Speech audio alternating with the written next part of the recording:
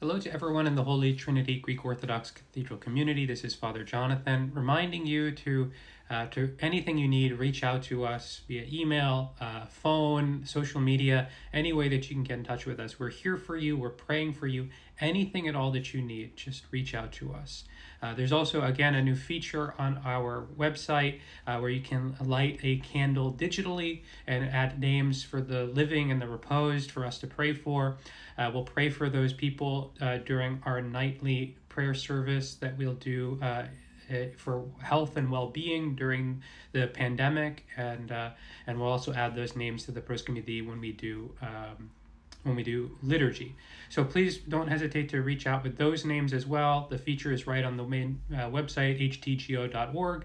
Also, we ask you to like these videos and subscribe to our channel. We're trying to hit the 1,000 subscriber mark, which will allow us to add some more features for better mobile recording, so that we can do live streaming from different locations. And also will allow us to more easily live stream the service to a broader audience on Facebook and YouTube. So all of those things out of the way, I want to continue our conversation. Again, I'm going to return to the book of Psalms. Yesterday, I spoke a little bit about trust in God and how we cultivate it through prayer and through reading the scriptures. And so it's good for us to return to the scriptures in the form of our conversation or reflection on the book of Psalms. Now, we're going to continue in order, although I've already done some of the later Psalms out of order. We're going to continue with Psalm 4 and up until Psalm 9 and Psalm 10. All of the Psalms are the same in the Masoretic text, which is from the Hebrew original, and the Septuagint text, which is what we in the Orthodox Church use. So Psalm 4 begins, "Hear me when I call, O God, of my righteousness. Thou hast enlarged me when I was in distress. Have mercy upon me and hear my prayer, O ye sons of men. How long will you turn my glory into shame? How long will you love vanity and seek after leasing? But know that the Lord hath set apart him that is godly for himself. The Lord will hear when I call unto him. Stand in awe and sin not. Commune with your own heart upon your bed and be still. Offer sacrifices of righteousness and put your trust in the Lord. There may be many that say, who will show us any good? But lift up the light of thy countenance upon us. Thou hast put gladness in my heart, more than in the time that their corn and their wine increased. But I will both lay me down in peace and sleep, for thou, O Lord, only makest me dwell in safety." We find ourselves in a time of really feeling as though we need to call upon the name of the Lord, calling out to God when we're in distress. And we hope that he is hearing our prayer. Now, we could be fearful because it doesn't seem like God is hearing our prayer. Now, although we as Orthodox Christians understand the value in prayer as asking, petitioning for something, we also have to understand that another aspect of prayer is encounter. That's a little bit what I've been talking about when I talked about Psalm 45, 46, when I talked about the book of Psalms as a whole, and yesterday when I spoke about prayer as a conversation with God. It's not just asking for something. It's also being with God, encountering God. And where do we find him? Well, we find him not in some distant space. We find him not off in the infinite nature of the universe. We find him as a still small voice in our hearts. As we hear in the psalm today, stand in awe and sin not. Commune with your own heart upon your bed and be still. For God is in our hearts. That's where he dwells. And so when we peel away all the troubles, all the cares, all the difficulties of our life, at least for a time. Lay those aside. Return to them eventually, but for now, set them apart.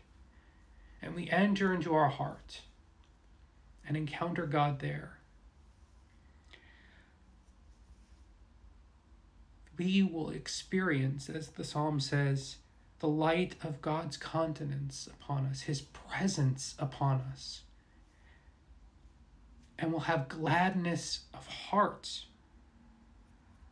And we will feel like we are in God's safe embrace, even when the world around us is in turmoil. When we call upon the Lord like Peter did when he was sinking into the sea, when he attempted to walk on the water, we say, Lord, have mercy on us. Call out to him. And immediately, as Christ did to Peter, he will reach out and grab us, carry us back to safety. Now, that might not look like what we hope. It might not look like life going back to normal in the next couple of days. It might not even be in the next couple of months. We don't know. But we do know that our God will be there for us. And we can trust that. And we will grow in trust in that if we take the time to encounter him again, to get to know him.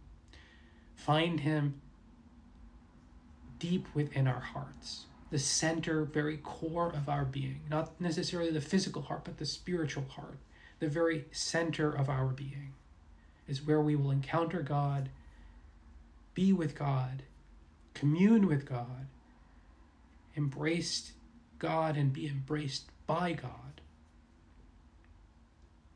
And from there, we will find our safe haven.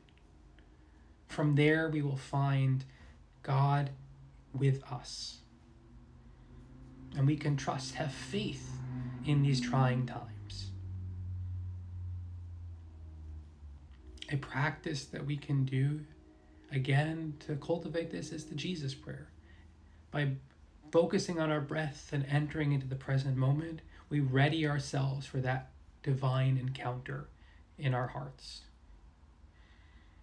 Taking time to be still, meditate on God, read the scriptures and meditate on them.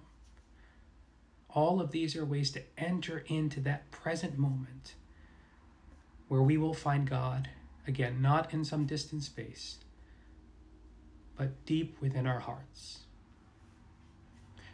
I hope that this was edifying. If you want me to talk about anything beyond the Psalms or the scriptures or anything, don't hesitate to leave a comment and ask a question.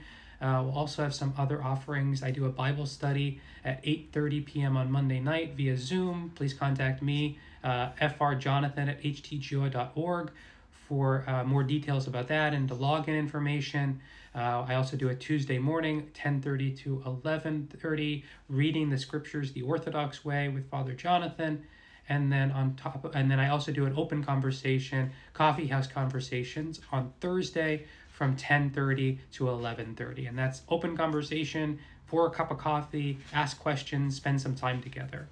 In addition to that, Father Basilios has his nightly meetings at 6 when we aren't having service.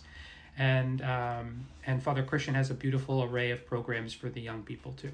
God bless you. We're here for you. Remember to like and subscribe to our channel. We want to offer these resources to as many people as possible, and we also want to be able to live stream with greater ease to the rest of the community. Thank you. God bless. We're here for you. We love you. Have a beautiful rest of your day.